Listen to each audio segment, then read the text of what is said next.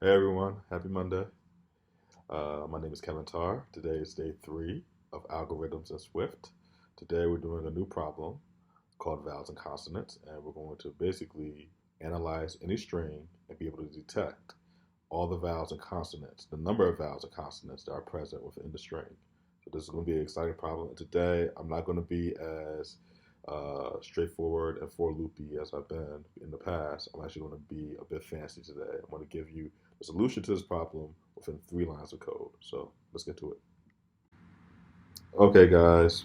So our problem states: given a string in English, return a tuple containing the number of vowels and consonants. Then the problem goes on to describe the letters, vowels, and consonants. I'm not going to explain that because you guys probably already know that. I created some sample inputs. I can code should return 4 vowels and 4 consonants because it's 4 vowels and 4 consonants in this sentence. Tallahassee should return 5 vowels and 6 consonants. Shout out to all my Florida people that are watching. And Algorithms in Swift should return 5 vowels and 12 consonants. Okay, so guys, functional programming is our friend. So we're going to use functional programming to solve this problem in 3 lines of code. I'm going to try to explain better. I've heard some feedback about me not explaining as I'm going along. So I'm going to try this new thing to try to be more explicit about explaining the steps that I'm going through so you guys fully understand my thought process. So first I'm going to create a function. I'm going to call it vowels and consonants. Then I'm going to pass in a string because we're going to be interpreting a string. We're going to be analyzing a string. Then I'm going to return tuples of integers. I'm going to make them integer optionals. So in Swift,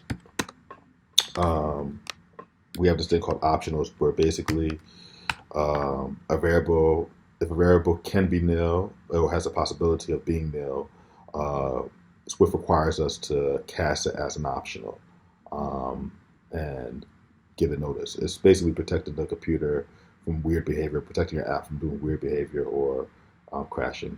Optionals is a whole nother subject we could go over in a different video, but just to give you clarity on that, on what I was doing. Okay, so the first thing we're going to do is analyze our string, because our string, like I can code, has spaces or it may have punctuation. I'm going to put a punctuation here just to make things a bit trickier. So our string can have punctuation, so we only want letters because that's all we care about, vowels and consonants, right? So what we can do is filter out the string and get rid of any character that exists in our string that is not a letter.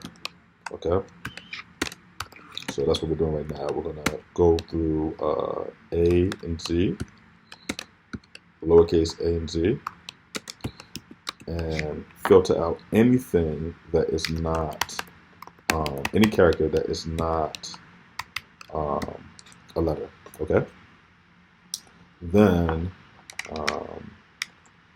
we're going to go over this.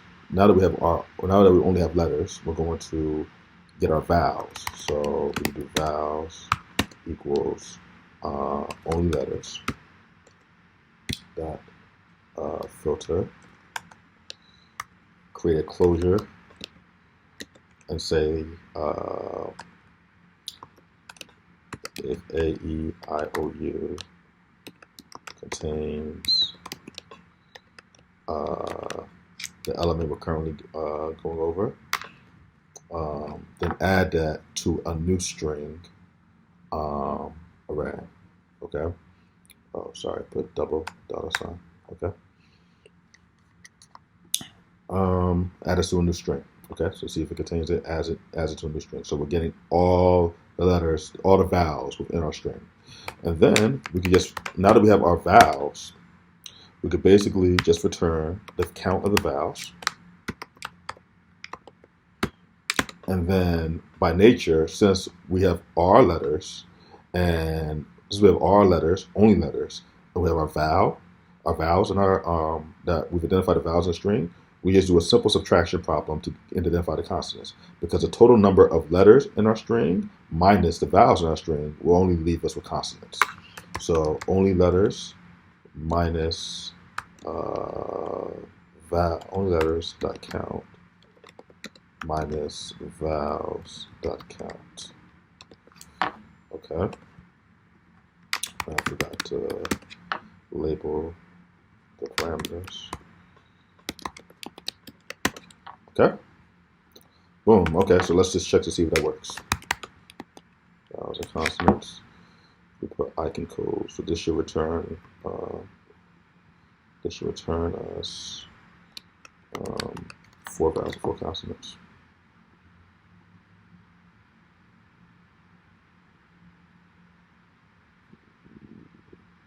Yep, correct. Okay, let's do Tallahassee. This should return us 5 vowels and 6 consonants.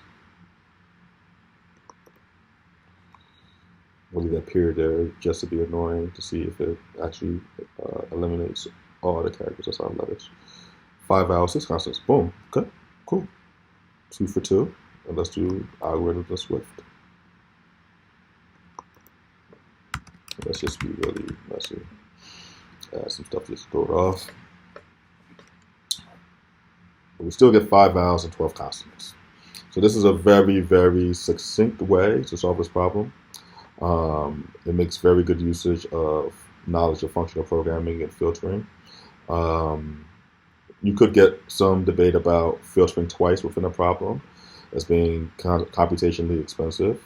However, our test cases don't have that many characters for it to really be noticeable that the computer is using that. And I think that the solution is probably, in my opinion, I think it's more clearer than doing like 2 for loops or doing 3 more for loops. And it looks a bit fancier. It looks like you have knowledge of functional programming, which one can argue that is a bad thing.